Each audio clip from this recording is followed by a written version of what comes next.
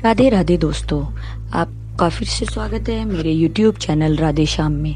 आज हम आपको मृत्यु की पराजय, ये एक नई किताब है, नया एक ग्रंथ है, उसको सुनाएंगे जिसमें आप नई नई चीज़ें सीखेंगे।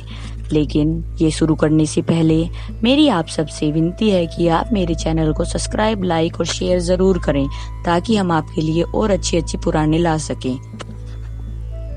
राधे राधे दोस्तों, आपका फिर से स्वागत है मेरे YouTube चैनल राधे श्याम में। आज हम आपको आगे की कथा सुनाते हैं। तुम लोग उनके पास भी मत जाना जिन वे सदा भगवान की गदा द्वारा रक्षित होते हैं। अतएव ब्रह्मा तथा में और काल तक उन्हें दंड देने में सक्षम नहीं है।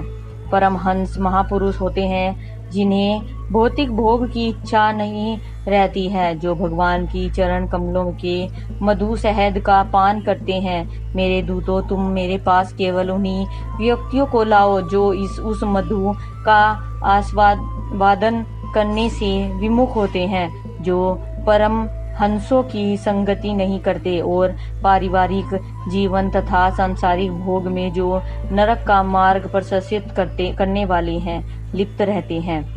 हे दूतों, मेरे पास उन्हीं पापियों को लाओ जो अपनी जीभ का प्रयोग कृष्ण के नाम तथा गुणों का कीर्तन करने में नहीं करते, जिनके हृदय एक बार भी कृष्ण के चरण कमलों का स्मरण नहीं करते तथा जिनके सिर कृष्ण के समक्ष एक बार भी नहीं झुकते। मेरे पास उन्हें ही भेजो जो विष्णु के प्रति अपना कर्तव्य नहीं करते, जबकि मानव जीवन में यही एकमात्र कर्तव्य है। मेरे पास ऐसे सारे मूर्खों तथा ध्रुतों को लाओ।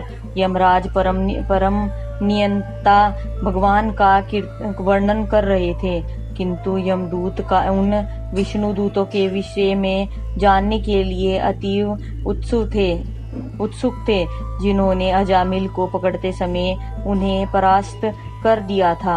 अतएव यमराज ने कहा कि विष्णु दूत अपने स्वरूप, गुण तथा स्वभाव में भगवान से सादृश्य रखते हैं। दूसरे शब्दों में विष्णु दूत तथा वैष्णव जन लगभग भगवान जितने ही योग्य होते हैं।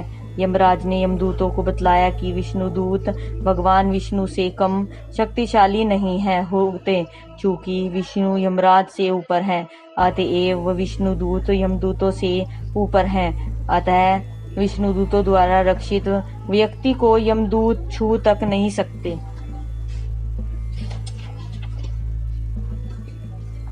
यमराज ने अपने दूतों को आश्वस्त करने के लिए कि वे विष्णु दूतों से ईर्ष्या न करें, विष्णु दूतों के गुणों का वर्णन किया। यमराज ने यमदूतों को आगाह किया कि विष्णु दूतों को देवता भी सादर नमस्कार करते हैं तथा वे भगवत भक्ति को सुरक्षा सूत्रों से प्राकृतिक उत्पातों से तथा इस जगत की समस्त भयावह परिस्थितियों से करने के लिए सदा तत्पर रहते हैं। कभी कभी कृष्ण भावनामृत समाज के सदस्य विश्व युद्ध के आसत्र संकट से भयभीत हो जाते हैं और पूछते हैं कि यदि युद्ध हुआ तो उनका क्या होगा। सभी इस प्रकार के संकट में उन्हें विष्णु दूतों या भगवान द्वारा अपनी सुरक्षा के प्रति आश्वस्त रखना चाहिए, क्योंकि भगवत गीता में स्वयं कृष्ण ने पुष्टि की है। हे कौन्तेय, तुम निडर होकर घोषित कर दो कि मेरा भक्त कभी नहीं मरता। भौतिक संकट भक्तों के लिए नहीं है, इसकी भी पुष्टि भगवत गीता में हुई है। इस जगत में पग पग पर संकट है, किंतु ये उन भक्तों के लिए नहीं होते जिन्होंने भगवान के चरणों में अपने को समर्पित कर दिया है।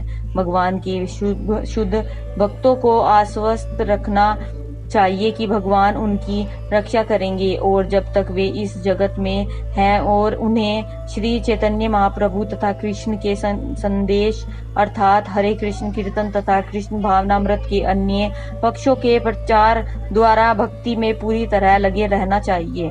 जब विष्णुदूतों ने यमदूतों से धर्म के सिद्धांतों का वर्णन करने के लिए ललकारा तो उन्होंने कहा, वैदिक वामड्य धर्म के सिद्धांतों की परिभाषा करता है, किंतु वे यह नहीं जानते कि वैदिक वाङ्मय के में वे कर्मकांड जो दिव्य नहीं है। इस जगत में भौतिकतावादी लोगों में शांति तथा व्यवस्था बनाए रखने के निमित्त होते हैं। धर्म के असली सिद्धांत तो निस्त्रोगुण्य अर्थात तीनों गुणों के परे या दिव्य है। यमदूतों को ये दिव्य धार्मिक सिद्धांत ज्ञात न थे, अतएव जब उन्हें अजामिल को बंदी बनाने से रोका गया तो वे आश्चर्यचकित हो गए। जिन भौतिकतावादी व्यक्तियों की पूर्ण श्रद्धा वैदिक कर्मकांडों के प्रति होती है, उनका वर्णन भगवत गीता में कृष्ण ने इस प्रकार किया है। वेदों के तथाकथित अनुयायी कहते हैं कि वैदिक कर्मकांडों से बढ़कर और कुछ नहीं है। निसंदेह भारत में लोगों का एक ऐसा वर्ग है जो वैदिक अनुष्ठानों का अतीव प्रेमी है, किंतु वे इन अनुष्ठानों का अर्थ नहीं समझते। वास्तव में ये अनुष्ठान मनुष्य को कृष्ण को जानने के दिव्य पद तक क्रमशः ऊपर ले जाने के लिए होते हैं। जो लोग इस सिद्धांत को नहीं जानते किंतु वैदिक अनुष्ठानों में केवल विश्वास रखते हैं, वे वेदवादरता कहलाते हैं। यहाँ यह कहा गया है कि धर्म का असली सिद्धांत वह है जो भगवान द्वारा दिया हुआ होता है। भगवान श्री कृष्ण भगवत गीता में इस सिद्धांत को बतलाते हैं, सारे कर्तव्यों को छोड़ दो और मेरी शरण में आओ। यही धर्म का असली सिद्धांत है, जिसका पालन हर एक को करना चाहिए। वैदिक शास्त्रों का पालन करते हुए भी मनुष्य असंभव है इस दिव्य नियम को न जान सके, क्योंकि यह हर एक को ज्ञात नहीं है। मनुष्यों को की यह बात जाने दे, स्वर्गलोक के देवता तथक इससे अवगत नहीं है। धर्म के इस दिव्य सिद्धांत को सीधे भगवान से या उनके विशिष्ट प्रतिनिधि से समझना चाहिए, जैसे कि इन श्लोकों में कहा गया है। भगवत गीता में कृष्ण भगवत धर्म को अत्यंत गुद धर्म कहते हैं। कृष्ण अर्जुन से कहते हैं, चूंकि तुम ऐसे मेरे अत्यंत प्रिय मित्र हो, अतएव मैं तुम्हें गुदम धर्म बतलाता रहा हूँ। अन्य सारे धर्मों को छोड़कर तुम मेरी शरण में आओ।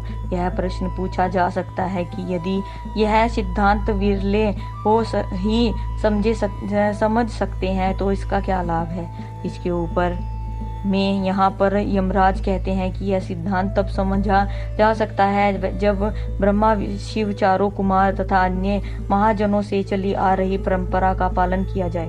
आज की कथा में समाप्त करते हैं, आगे की आपको कल सुनाएंगे। राधे राधे राधे राधे राधे राधे। जय श्री कृष्ण। अगर आपको मेरी वीडियो अच्छी लगी तो बेल आइकन दबाना ना भूलें, ताकि आपको मेरे आने वाली वीडियोस का नोटिफिकेशन मिलता रहे। धन्यवाद। ओम नमः शिवाय।